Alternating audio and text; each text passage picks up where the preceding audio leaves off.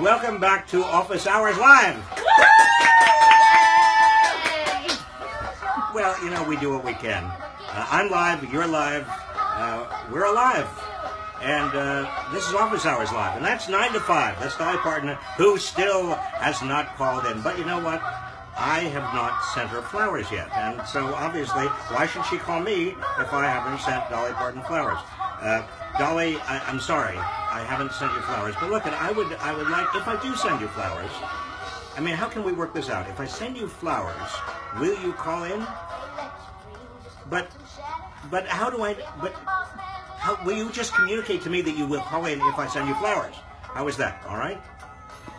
We have a lot to talk about in the next half hour.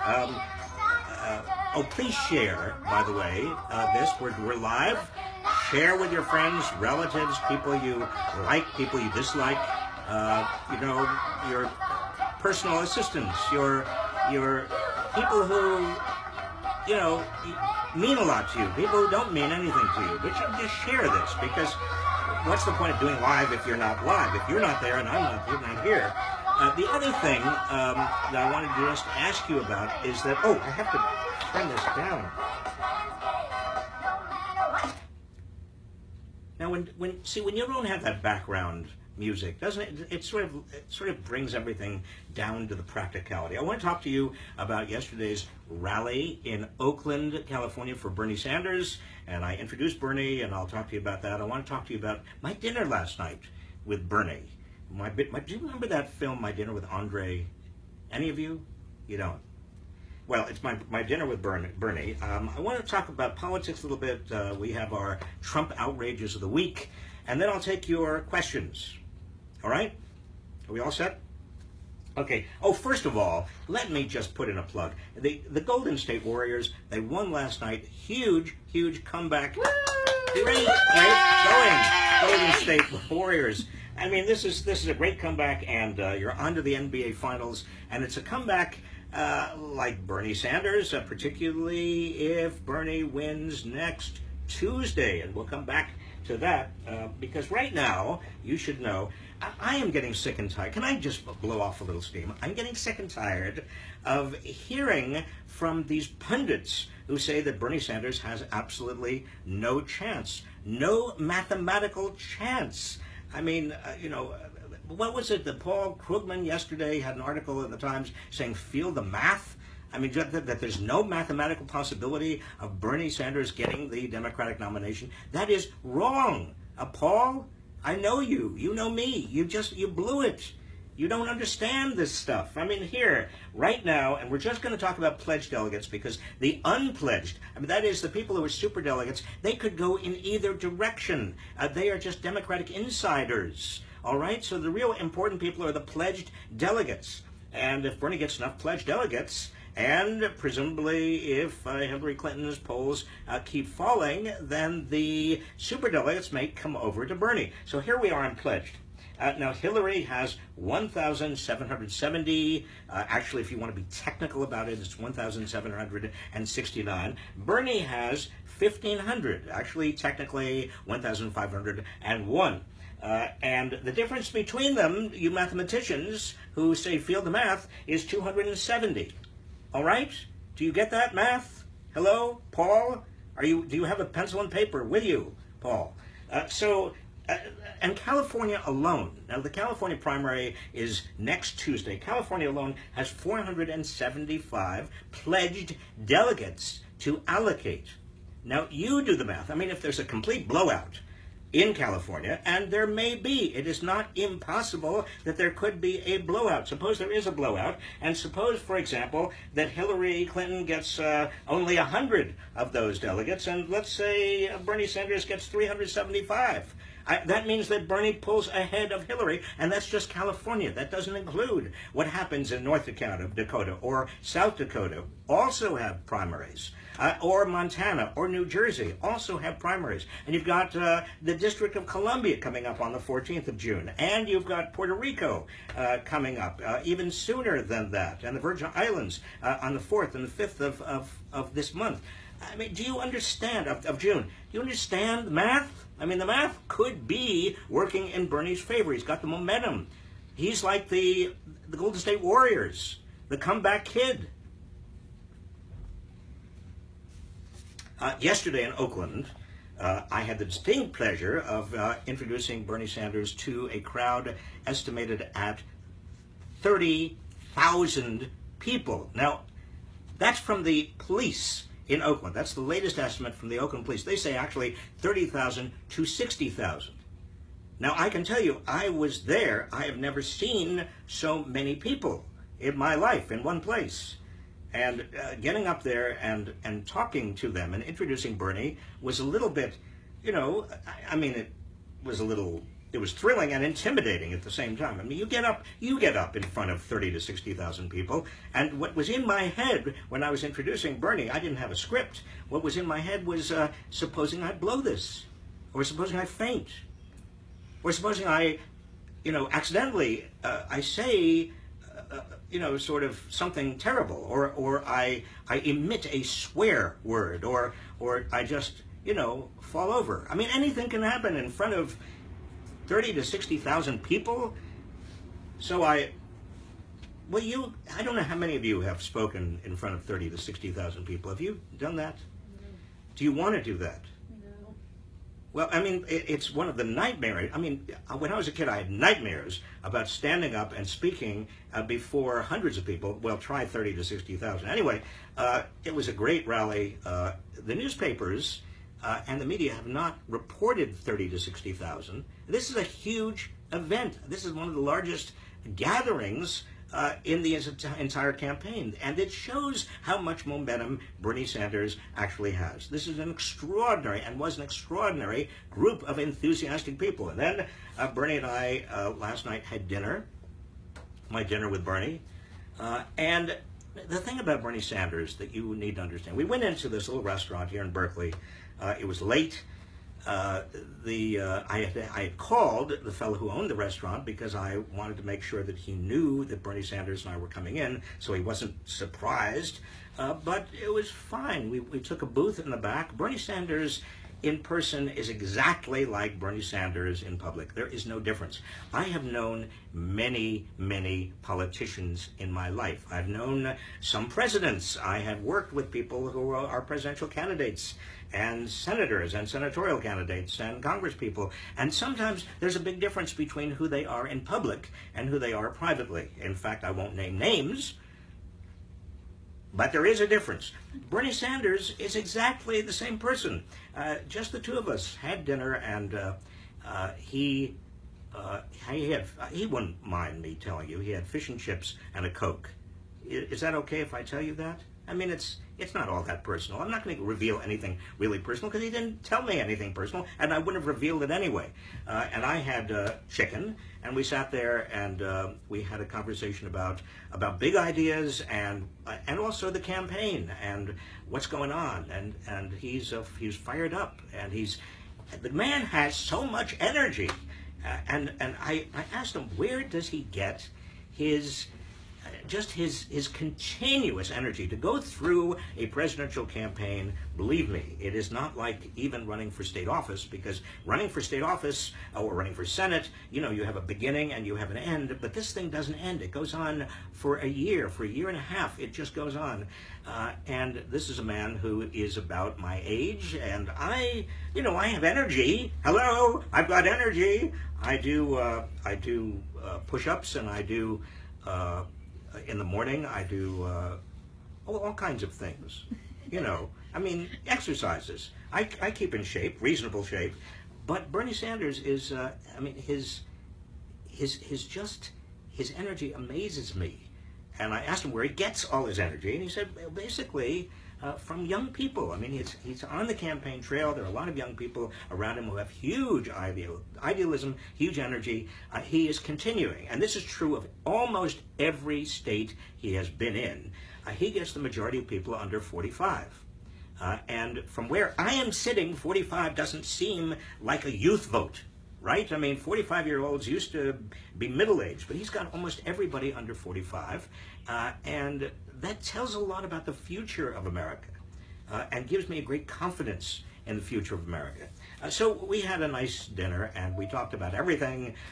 We talked about the campaign. We talked about his life and his hopes, and well, it was just again, Bernie Sanders.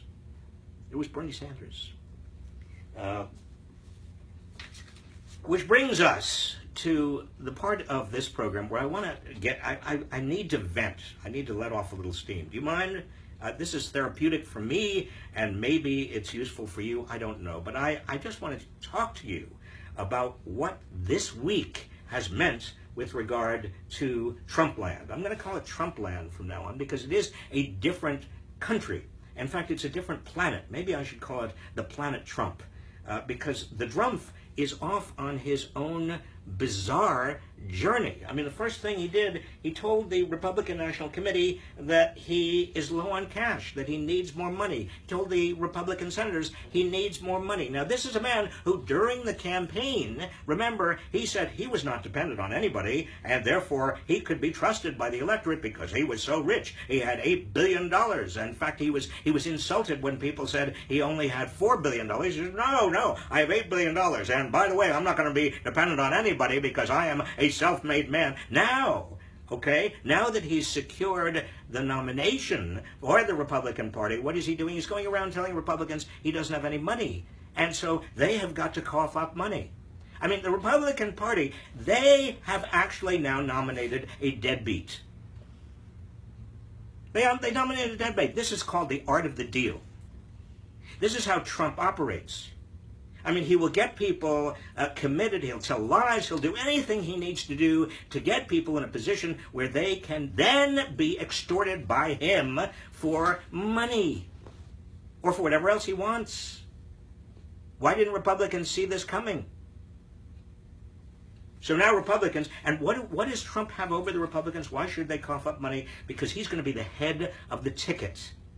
And what we know is that that person at the head of the ticket affects how people vote on the rest of the ticket. Because a lot of people, just if they check the person at the head of the ticket, they go right down Republican, Republican, Republican. So there are a lot of Republican senators, Republican members of Congress, other Republican establishment figures that are very dependent on Trump winning. And so he's got them in the palm of his hand. He can say, give me money now, because if you don't give me money, maybe I'll lose. Maybe I won't put up the biggest of the fight. Trump this week also, he slammed New Mexico Republican Governor Susana Martinez. Now, she had the effrontery not to come to one of Trump's rallies. New Mexico has a primary this coming Tuesday. The New Mexico primary is an important primary. It's not as big as the California primary. It's still important. And she snubbed Trump, or he felt it was a snub. She said she had other things to do. And so he went after her.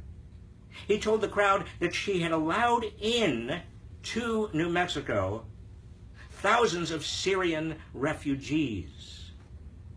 And everybody booed. Now, the interesting thing about that is not only is that Trump's absolute, this is the way he operates. This is his theme song. Anybody who brings in Syrian refugees is bad, is endangering America. Well, he's saying she's bringing in thousands of them. First of all, she hasn't brought in thousands. In fact, she's allowed in. She doesn't even have any say over this. It's the federal government. The governors can't determine. But only 10 Syrian refugees have come into New Mexico. 10. So in one fell swoop, Trump is drumming up hate toward Syrian refugees. He's using his hyperbolic. He's using lies, and he's making people even more prejudice, and he is also intimidating a fellow Republican. This is how he operates. And thirdly, he tried this week to intimidate Judge Gonzalo Curiel. Now, Judge Curiel out of San Diego is now the presiding judge over a trial where there's a lawsuit against Trump University, calling Trump University a sham. And Donald Trump doesn't like the way this federal judge has been operating this trial. And so he slammed the federal judge. He went after the federal judge, called him shameful for what he is doing, said he shouldn't be a federal judge, called him a Mexican. Well, Donald Trump, I mean, this is an American. How could he become a federal judge if he weren't an American? This is, again, is Donald Trump using intimidation in this case, attempted intimidation of a federal judge, and using and trying to stoke prejudice and hatefulness and bias. Friends, do we want this person as President of the United States? Does this man have the temperament to be President of the United States?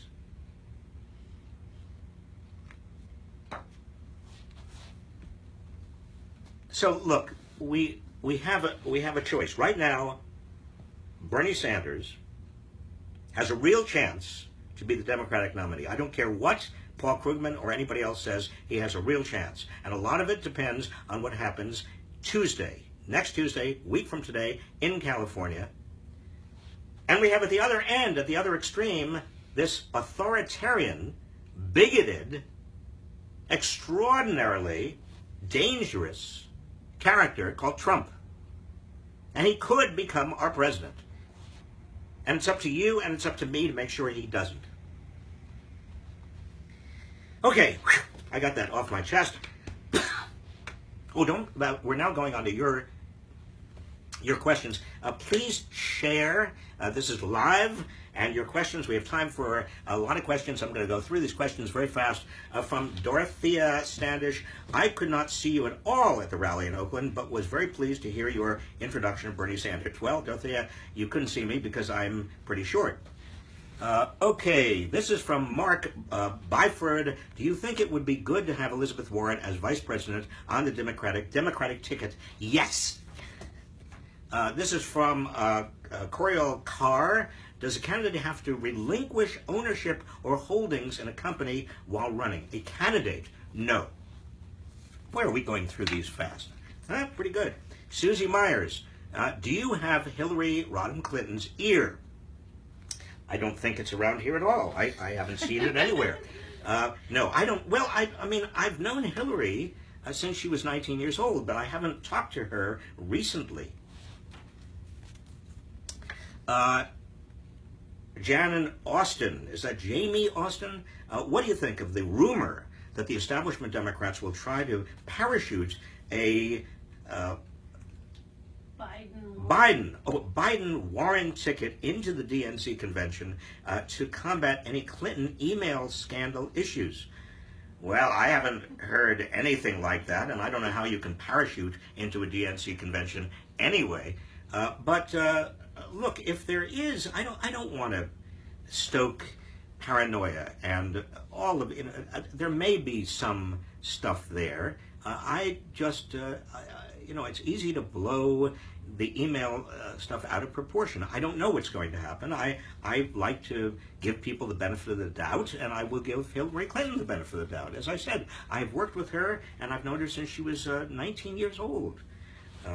In fact, I think I talked to you before. I once went out on a date with Hillary in college. It wasn't really a date. Let me be very, very specific about this. We did go to see Antonioni's Blow Up. And I told the New York Times she wanted an inordinate amount of butter on her popcorn. But it wasn't really a date. She was president of her freshman class at Wellesley. I was president of my sophomore class at Dartmouth. I asked her if she wanted to come up for a presidential summit. Okay, Justin Van Wy. What would you think about advocating for publicly financed primary debates, publicly financed exit polls? Would these things be feasible? Well, Justin, I suppose it would be feasible, but I don't know why we need public.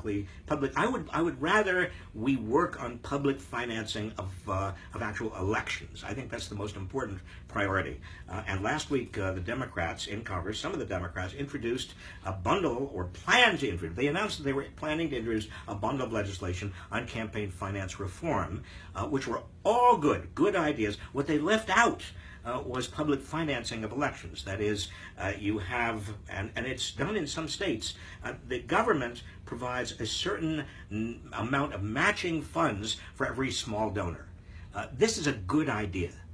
We need it in the United States. Even if we cannot reverse Citizens United, we could do this, and it would be a big, big help. Rona Beitler, do you have any feelings or words of advice for the well over 1 million expected to go to Philadelphia as to how to make their voices heard to those inside the conventions? Well, Rona, if you're talking about the Philadelphia Democratic Convention, number one, avoid, and I mean this very sincerely, avoid violence. I remember in 1968, I wasn't too far away from that Democratic National Committee in 1968. Some of you, it may seem like I'm talking ancient history, Greeks, Romans, 1968 Democratic National Committee, but that was awful.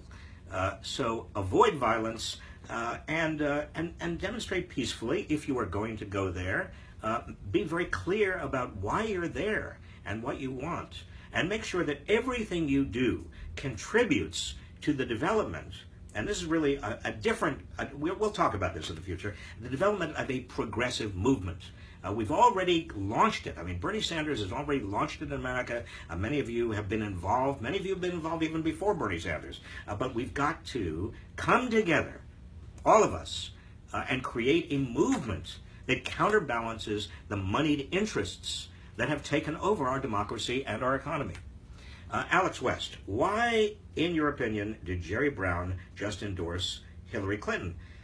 Well, Alex, I don't know exactly, but a lot of politicians who are now governors and senators and others endorse the candidate who is the establishment candidate because they expect the establishment is going to win and they want to be on the winning side. And a lot of governors want to be on the winning side because they know that a president has a lot of discretion about handing out federal contracts and making a state either more prosperous or less prosperous, and so it matters to be on the winning side. In fact, even a bunch of labor leaders who I know better, they've endorsed Hillary Clinton because they all live in Washington. They want to be known as one of the people who endorsed who they think is on the winning side early because they want to get the benefits of presidential favoritism, and they want to go to the White House Christmas party.